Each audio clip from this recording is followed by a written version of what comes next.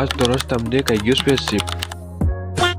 તો આપણે સવારના 5 વાગ્યામાં ઉઠી નીકળી ગયા કોલેજે. થોડી વારમાં થઈ ગયું સવાર અને પછી આપણે પહોંચી ગયા કોલેજે. કોલેજની સીડી જોઈને જેવું લાગતું હતું કે ચડતા હાઈન થઈ જાય.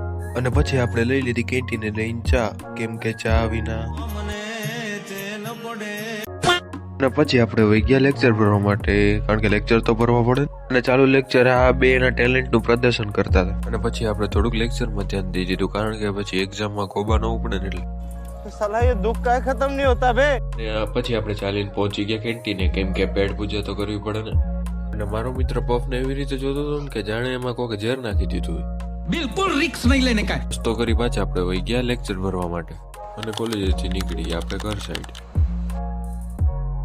જો મિત્રો તમને મારો બ્લોગ પસંદ આવતો હોય તો તેને લાઈક અને ફોલો કરવાનું ભૂલતા. અને ઘરે પહોંચ્યો તો મારા મિત્રનો કોલ આવ્યો કે ભાઈ સિનેમેટિક વિડીયો શૂટ કરી. તમે કીધું હાલો હું તને શૂટ કરી દઉં. હું હાલે ભાઈ શૂટિંગ शूटिंग टाइम हाल है સિનેમેટિક શૂટિંગ કા शूटिंग चालू है જોઈ લ્યો.